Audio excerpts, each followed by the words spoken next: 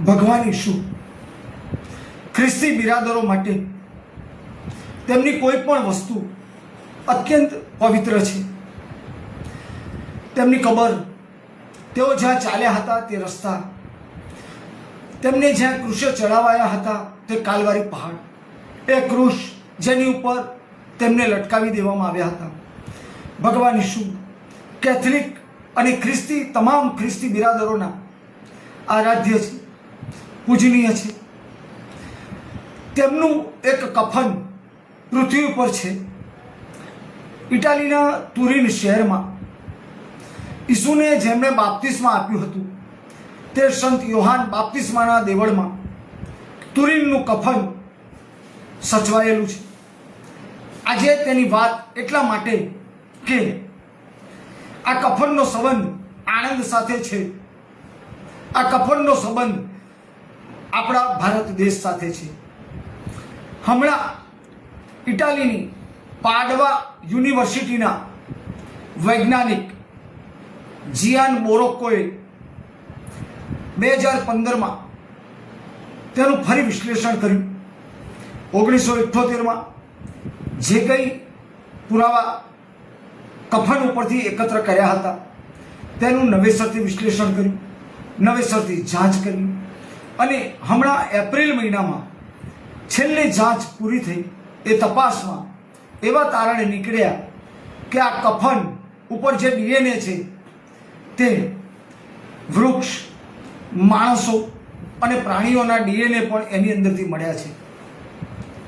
એમાં સૌથી ચોંકાવનારી વાત એ હતી કે આ કફનમાંથી 40% ડીએનએ ભારતીય વંશજોના છે. દોસ્તો, 2000ની સાલ યાની કે ઈસુના જન્મ પહેલા સિંધુ ઘાટી, આપણી સિંધુ નદીની આજુબાજુ સિંધુ સંસ્કૃતિ વિકસી હતી. ત્યાં કપાસ થતો હતો.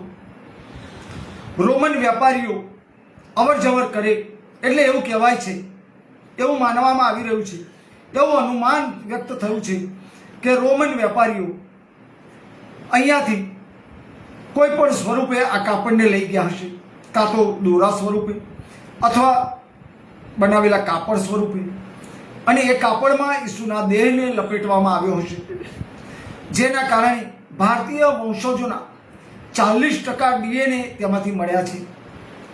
આ ઉપરાંત ફ્રાન્સ, ઇટાલી અને મિશર યાની કે આજના ઇજિપ્ત, આ 4 જગ્યાના ડીએનએ પણ તેમાંથી જોવા મળ્યા છે, જેણે લોકોને આશ્ચર્યચકિત કરી દીધા છે. વૈજ્ઞાનિકો ખુદ દિગ્ધ મૂળ બની ગયા છે. 1978માં તે વખતે જે વિશ્લેષણ બહાર પડ્યું તેમાં ક્યાંય ભારતના ડીએનએનો ઉલ્લેખ નહોતો. ત્યારે ડીએનએ કોઈ મળ્યું પણ નહોતું, પરંતુ તેની જે રજો, તેમાંથી જે કંઈ વસ્તુઓ વૈજ્ઞાનિક ઢબે એકત્ર કરવામાં આવી તેનું નવેસરથી વિશ્લેષણ થયું. વૈજ્ઞાનિકો, તબીબો અને પુરાતત્વવિદોએ તેની તપાસ કરી ત્યારે ભારતીય મૂળના ડીએનએ આમાંથી મળી આવ્યા છે, જે ભારત સાથે આ કફનને જોડી રહ્યા છે. આ કફન ચોક્કસ જ ઈસુનું છે કે નહીં તે વૈજ્ઞાનિકો હજુ જાહેર કરી શક્યા નથી, સિદ્ધ કરી શક્યા નથી, પરંતુ તેની ઉપર જે આકૃતિ છે તે ભગવાન ઈસુને અને તેની પીડાને મળતી આવતી છે. એટલે તમામ ખ્રિસ્તી બિરાદરો આ કફનને ભગવાન ઈસુનું કફન માની રહ્યા છે. આ કફન ઉપરથી કેટલાક વૃક્ષોની પરાગ મળી છે, કેટલાક વૃક્ષોના ડીએનએ મળ્યા છે. આ વૃક્ષો તે વખતે યુરોપમાં નહોતા. ભારત અને અમેરિકામાંથી જે વૃક્ષો યુરોપમાં ગયા તેના એ ડીએનએ છે. આ ઉપરાંત જ્યારે ફ્રાન્સમાંથી આ કપડું મળ્યું તે વખતે રૂનો આવિષ્કાર ફ્રાન્સમાં થયો નહોતો. આ કાપડ ઊનનું નથી, કમ્પ્લેટ કોટન છે, રૂમાંથી બનેલું છે. તે વખતે યુરોપને રૂનો ખ્યાલ પણ નહોતો, ત્યાં રૂ પણ નહોતું, અને ત્યારનું આ કાફન છે. તેની ઉપર જે કંઈ પરીક્ષણો થયા છે એ પરીક્ષણોમાં એવું બહાર આવ્યું છે પાળેલા પશુઓ જેમાં કૂતરો, બિલાડી, ઘોડા અને અન્ય બે પ્રાણીઓના ડીએનએના અંશ મળ્યા છે, જેની ઉપર હજુ ફરી એક વખત પૃથ્થકરણ ચાલી રહ્યું છે. 1354માં ફ્રાન્સમાંથી ઈસુનું કહેવાતા કફન મળ્યું હતું, જેને ત્યાર પછી સંત યોહાન બાપ્તિસ્મા કે જેમણે ઈસુને સ્નાન સંસ્કાર પાણીથી કરાવ્યો હતો યર્દન નદીની અંદર, તેમના નામમાં બનેલા તુરીન શહેરના દેવાળમાં તેને રાખવામાં આવ્યું હતું. 15મી સદી 3 ડિસેમ્બર 1554નો એક વર્ષ હતું. મધ્યરાત્રે સંત યોહાનના દેવળમાં આગ લાગી. ઈસુના આ કફનને ચાંદીની પેટીમાં સુરક્ષિત રાખવામાં આવ્યું હતું. આગને કારણે ચાંદી ઓગળી અને કાપડ ઉપર પડી. પુષ્કળ પાણીનો મારો કરવામાં આવ્યો, આગને ઓલવવામાં આવી અને કફન જોયું તો તે સલામત હતું. જો કે ચાંદીના ડાઘ તેની કિનારીઓ પર સ્પષ્ટ દેખાય છે. પાણીના ધાબા પણ કેટલેક ઠેકાણે ત્રિકોણ આકારમાં તસવીરમાં સ્પષ્ટ જોઈ શકાય છે. આ કફન ઉપર સૌ પ્રથમ 1878માં તપાસ કરવામાં આવી, વૈજ્ઞાનિક ઢબે તપાસ કરવામાં આવી અને જે દ્રશ્ય ઉપસ્યું તે એક માનવીનું હતું. એટલે ફરી પરીક્ષણો થતા ગયા. બરાબર છેલ્લામાં છેલ્લું શ્રેષ્ઠ પરીક્ષણ 1978માં થયું.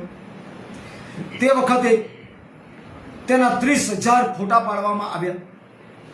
દુનિયાભરના તમામ વૈજ્ઞાનિકો, તમામ તત્વજ્ઞાનીઓ, પુરાતત્વવિદો, ડોક્ટરો, લેખકો અને નિષ્ણાત પત્રકારોને તેમાં સામેલ કરવામાં આવ્યા. 30,000 ફોટાઓનું વિશ્લેષણ કરવામાં આવ્યું અને એ વિશ્લેષણનો જે સાર આવ્યો તે અત્યંત ચોંકાવનારો હતો. કફન ઉપર એક ઝાંખી સ્પષ્ટ આકૃતિ દેખાઈ રહી છે, જેની ઉપર ઈસુની પીડાનું જે વર્ણન બાઇબલમાં આપેલું છે, બરાબર એ જ પીડાવાળા માણસની એક છબી છે. એ છબીના જ્યારે ફોટા પાડ્યા ત્યારે તેનું પરિણામ અત્યંત અદ્ભુત આવ્યું. એ ફોટા બિલકુલ આજથી 15 વર્ષ પહેલાં કેમેરામાં જે નેગેટિવ વપરાતી અને નેગેટિવમાં જે તસવીર ઉપસે તેવી તસવીર આ કફન ઉપર ઉપસેલી છે. એટલે વૈજ્ઞાનિકો પહેલા જ ધડાકે ચોંકી ગયા કે આ કેવી રીતે શક્ય છે. કારણ તે વખતે જ્યારે આ કફન મળ્યું 13મી સદીમાં, ત્યારે ફોટોગ્રાફીની શોધ પણ થયેલી ન હોય, કોઈ ખ્યાલ પણ નહોતો. એટલે ફરી વખત તેના ફોટા લેવામાં આવ્યા. મંગળ અને બીજા ગ્રહો પર વૈજ્ઞાનિકો જે રીતે ફોટા પાડી તેને એક્સપોઝ કરે છે તે રીતે તેને એક્સપોઝ કરવામાં આવ્યું અને એ પરિણામ અદ્ભુત આવ્યું. જે ચિત્ર ઉપસ્યું તે 3 ડાયમેન્શનમાં ઉપસ્યું. ત્રિપરિમાણીય આ ચિત્ર જોઈને વૈજ્ઞાનિકો ખુદ આશ્ચર્યચકિત થઈ ગયા. આ કફનની અંદર એક ઝાંખું ચિત્ર દેખાય છે. એ ચિત્રની આખી ત્રિપરિમાણીય છાપ ઉપસી. મંગળ ગ્રહના ફોટાની અદ્દલ કોપીની રીતે જ તેને પાડવામાં આવ્યા અને ત્યારે એક્સપોઝ કરતા અદ્ભુત છાપ ઉપસી. એ છાપે વૈજ્ઞાનિકોને પણ અસમંજસમાં મૂકી દીધા. આપણે ઈસુનો જે ચહેરો જોઈ રહ્યા છે, ઈસુનું જે શરીર જોઈ રહ્યા છે ફોટામાં, અદ્દલ તેને બરાબર મળતો આવતો ચહેરો અને શરીર આની ઉપર ઉપસ્યું છે. લોકોએ બરાબર તપાસ કરી, વૈજ્ઞાનિકોએ બરાબર તપાસ કરી અને જાહેર કર્યું આ કોઈ નિષ્ણાત ચિત્રકારે બનાવેલું ચિત્ર નથી. કારણ આ ઊન છે. પાછળની બાજુ તસવીર બિલકુલ ઉપસી નથી, એનો કોઈ અણસાર નથી.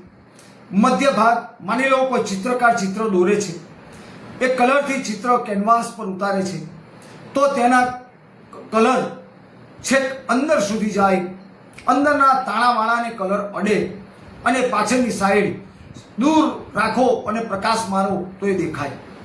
જેવું કશું જ આ કફન વસ્ત્રમાં થયું નથી. અંદરના તાણાવાણામાં ચિત્રની કોઈ જ અસર નથી. જે કંઈ છે ચિત્ર ઉપસેલું એ બાહ્ય ઉપસેલું છે, નેગેટિવ સ્વરૂપમાં છે, જે કોઈ માણસ બનાવી ના શકે. ત્રીજો પોઈન્ટ એ છે કે તેનું જે દ્રશ્ય આવે છે તે ત્રિપારિમાણિક આવે છે, એટલે કે પીઠના પાછળના ભાગને પણ તસવીરમાં સ્પષ્ટ જોઈ શકાય છે. ઈસુને એક કફનમાં લપેટીને તદ્દન વણ વપરાયેલી કબરમાં સિમોન નામના તેમના એક શિષ્યએ મૂકી હતી અને ત્રીજા દિવસે ઈસુ સજીવન થયા. ત્યાર પછી આ કફનની ઘટના શરૂ થાય છે. આ કફનને વૈજ્ઞાનિકોએ ભલે પ્રમાણભૂત ન માની હોય, પરંતુ હાલમાં જે પરિણામો આવ્યા છે તેણે ચોક્કસ ખ્રિસ્તી જગતને ચોંકાવી દીધા છે. ખ્રિસ્તી બંધુઓ આ કફનને ઈસુ ખ્રિસ્તનું કફન માને છે. આ કફન ઉપર જે આકૃતિ છે તે ઈસુની વેદનાને મળતી આવે છે. આ કફનની લંબાઈ 4.7 મીટર છે અને તેની પહોળાઈ 95 સેન્ટીમીટર છે. ઈસુની ઊંચાઈ 6 ફૂટ અને 11 ઇંચ હતી. તેમનું વજન 85 કિલો હતું. આ તસવીર જે ઉભરી છે તે 6 ફૂટની છે. માથાથી શરૂ કરી અને પગ સુધી જે વર્ણન છે એ બાઇબલમાં ઈસુની પીડાને જે વર્ણન કરેલું છે તેને અનુલક્ષે તેના બરાબર જ છે. તસવીરમાં સ્પષ્ટ ઉપસ્યું છે કે ઈસુના માથાથી લઈને છાતી સુધી રક્ત વહેલું હતું. તસવીરમાં આપણે કાંટાળો મુંગટની માત્ર એક પરત ઈસુના માથે મૂકેલી હોય તેવા ચિત્રો જોયા છે, પરંતુ આ ચિત્રમાં એવું નથી. ઈસુના માથા ઉપર ટોપી આકારના પુષ્કળ કાંટા ભરવી દીધા હોય અને તેની ઉપર માર માર્યો હોય તેવું તસવીરમાં ઉપસેલું છે. તેમના મગજમાં પણ તેનાથી નુકસાન પહોંચેલું સ્પષ્ટ જોઈ શકાય છે. રક્તના રેલા છેક છાતી સુધી ઉતરેલા છે. ત્યાંથી આગળ વધો.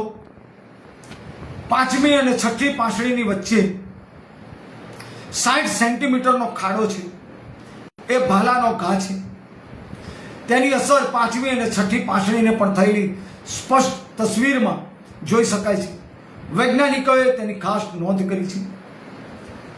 ઈસુની પીઠ પાછળ 150 ઊંડા ઘા છે. તેમને કોઈ પણ થાંભલાની ઉપર ઊંધા સુવડાવીને દોરડાના સાટકાથી માર મારવામાં આવ્યો હતો. દોરડાની આગળ ખીલ્લી અથવા તો માનવીય અથવા પ્રાણીઓના હાડકાની કરચો બાંધીને તેમને મારવામાં આવ્યા હોય તેવો 150 ઘા સ્પષ્ટ દેખાય છે. સાટકાના ઘા તેમની છાતી અને પેટ ઉપર બિલકુલ ઉપસ્યા નથી. એનો મતલબ એ થયો કે તેમને ઊંધા પાડીને મારવામાં આવ્યા હતા. તેના કારણે ઘણા બધા ઘા સ્પષ્ટ જોઈ શકાય છે અને એ ઘા ચિત્રમાં ઉપસેલા છે. તેમની કમરે દોરડું ખેંચાય અને જે ઘા વાગે તેવો ઘા પડેલો છે. તેમને જે ફટકા માર્યા હતા તેમાં એક માણસ ઠીંગળો હતો અને બીજો ઊંચો હતો. એ રીતે ફટકા વાગેલા છે. તેમની કમરે દોરડું બાંધવામાં આવ્યું હતું અને અત્યંત ક્રૂરતાથી તેમને ખેંચવામાં આવ્યા હતા, જેના કારણે તેમની કમરે દોરડાનો ઊંડો ઘા છે. આ ઘા સ્પષ્ટ રીતે તસવીરમાં જોઈ શકાય છે. તેમના ખભાના હાડકામાં ભારે નુકસાન થયેલું છે. સવારે 9 વાગે એ પવિત્ર શુક્રવાર, જેને ખ્રિસ્તી બંધુઓ ગુડ ફ્રાઈડે કહે છે, તે દિવસે સવારે 9 વાગે ઈસુની કાલવારી યાત્રા શરૂ થઈ હતી. તે વખતે તેમના ખભા ઉપર 150 કિલોનો ક્રોસ મૂકવામાં આવ્યો હતો. એ ક્રોસ બાંધી અને તેમને લઈ જવામાં આવ્યા હતા. 150 કિલોનો ક્રોસ ઈસુ માંડ ઉચકી શક્યા હતા. આખી રાતનો ઉજાગરો, અત્યંત ભયંકર માર, માથા ઉપર મગજની ચામડી જ રહેલી નહોતી. બરડો સંપૂર્ણપણે ચામડી વિહીન થઈ ચૂક્યો હતો. ઉપર મરૂન રંગનો જબ્બો હતો અને ઈસુ ક્રોસ લઈને ચાલતા હતા. માંડ તેઓ ચાલતા હતા, જેના કારણે ખભા ઉપર બહુ જ મોટું નુકસાન થયું છે અને એ આ 150 કિલોના ક્રોસના વજનના કારણે છબીમાં તે સ્પષ્ટ રીતે ઉપસ્યું છે. ઈસુની આંખો, આ તસવીરમાં જે આંખો દેખાય છે તેની ઉપર સિક્કા મૂકેલા સ્પષ્ટ જણાઈ આવ્યા છે. યહૂદીઓમાં આંખોની ઉપર માણસ મૃત્યુ પામે પછી સિક્કા મૂકવાની પ્રથા હતી. એ સિક્કાની છાપ 1929 થી 36 સુધીની સ્પષ્ટ જોઈ શકાય છે. એ છાપ આંખો ઉપર ઉપસેલી છે. એટલે આ ઈસુનો મૃતદેહ હોય તેવું અનુમાન લગાવવામાં આવ્યું છે. ઈસુના હાથના જે પંજા છે તેમાં અંગૂઠા દેખાતા નથી, માત્ર બંને હાથની આંગળીઓ, ચાર આંગળીઓ દેખાય છે. ઈસુને ક્રોસ પર જડ્યા તે વખતે અત્યારે આપણે જે દ્રશ્ય જોઈએ છીએ તેમાં ઈસુની હથેળી ઉપર ખીલા મારેલા હોય તેવા દ્રશ્યો આપણે જોઈએ છીએ. પરંતુ જો હથેળી ઉપર ખીલ્લો મારવામાં આવે તો માણસનો દેહ લબડી જાય. એટલે તેમના કાંડામાં બંને કાંડાને સીધા કરી તેની ઉપર ખીલા મારવામાં આવ્યા હતા, જેથી તેમનો મૃતદેહ લટકી રહે. ખીલા મારવાના કારણે અત્યંત વેદના થાય અને માણસના આંગળા વળી જાય. ઈસુના આંગળા વળી ગયા હતા, જેના કારણે આ કફન ઉપર એ આંગળાની છાપ બિલકુલ આવી નથી. ઈસુના બંને પગ ભેગા કરીને ક્રૂસ ઉપર તેમને પહેલા પગ બાંધવામાં આવ્યા અને પછી એક પગના પંજા ઉપર બીજો પગનો પંજો મૂકી ખીલો ઠોકવામાં આવ્યો હતો. એટલે જે છબી ઉપર છાપ ઉપસી છે તેમાં એક પગની ઉપર બીજા પગનો પંજો સ્પષ્ટ જોઈ શકાય છે. તેની ઉપરના ખીલાનું નિશાન પણ જોઈ શકાય છે. તેની ઉપર જે રક્તની ધારા વહી હતી તેની એક પાતળી પરત પણ દેખાઈ રહી છે. આમ આ કફન ઉપર ઈસુના વેદનાના તમામ એ ચિહ્નો અંકિત થયેલા છે. જોકે આ ચિત્ર કેવી રીતે ઉપસ્યું વૈજ્ઞાનિકો હજુ સુધી તેનો જવાબ આપી શક્યા નથી. પરંતુ ધાર્મિક શ્રદ્ધા એવું કહી રહી છે કે શુક્રવારે બપોરના સમયે મૃત્યુને ભેટેલા ભગવાન ઈસુ રવિવારની પરોળીએ સજીવન થયા હતા. અત્યંત તેજોમય પ્રકાશ સાથે તેઓ સજીવન થયા હતા. ઈસુ તેજોમય પ્રકાશ સાથે સજીવન થયા તે વખતે તેમના શરીરમાંથી જે પ્રકાશ નીકળ્યો એ પ્રકાશ આ કફન ઉપર કેદ થઈ ગયો અને એના કારણે આ ત્રિપારિમાણિક છબી ઉપસી તેવું લોકો માની રહ્યા છે. ખ્રિસ્તી શ્રદ્ધાળુઓ તેને ઈસુનું કફન જ માને છે. દોસ્તો, ઈસુના કફન ઉપરથી જે ઘા નીકળ્યા છે એવું કહેવાય છે કે ઈસુને 5480 ઘા મારવામાં આવ્યા હતા. તેમના માથા ઉપર 17 ઘા હતા. બરડામાં 150 ઘા મારવામાં આવ્યા હતા. તેમના શરીરમાંથી 6.5 લીટર રક્ત વહી ગયું હતું. આ બધું જ આ છબી બોલી રહી છે. છબી બધું જ કહી રહી છે અને એટલે જ લોકો તેને ભગવાન ઈસુની છબી માની રહ્યા છે. ભારત સાથે આ છબીનું કનેક્શન છે એટલે ભારતીય ખ્રિસ્તીઓ તેને વધારે માની રહ્યા છે. દોસ્તો, 1978માં જ્યારે તેની ઉપર પરીક્ષણ થયું ત્યાર પછી તેની છબીઓ તૈયાર કરવામાં આવી. વિશ્વમાં ગણ્યા ગાંઠ્યા દેવળોમાં આ છબી છે. ભારત નસીબદાર હતું કે તેની પાસે 4 છબી આવી. વિશાળકાય 7-7 ફૂટ લાંબી આ છબીઓ આવી, જેમાં 2 છબી યાની કે તેમના શરીરના આગળના હિસ્સાનો અને શરીરના પાછળના હિસ્સાની છબી દિલ્હીના ચર્ચમાં છે. અને બીજી છબી 1982ના વર્ષમાં આણંદના સેન્ટ ઝેવિયર્સ ખાતે આવેલા ગામડીના સેન્ટ ઝેવિયર્સ દેવાલયમાં મૂકવામાં આવી હતી. તે વખતે લોકો અભિભૂત થઈ ગયા હતા. Saint Xavier's હાઈસ્કૂલના Acharya father Joseph થોમસે આના વિશે દૂત મેગેઝિનમાં એક લેખ પણ લખ્યો હતો, જે આજે પણ દૂતમાં સચવાયેલો છે. આ છબીને 1982-83ના વર્ષમાં આણંદમાં લાવવામાં આવી. સેન્ટ ઝેવિયર્સ દેવાલયમાં આ છબી મૂકવામાં આવી. લોકો તેને નિહાળતા હતા. 2024ના ડિસેમ્બર મહિના સુધી આ છબી દેવળમાં હતી. પરંતુ તે પહેલા દેવળની અંદર બેન્ચીસો મૂકવામાં આવી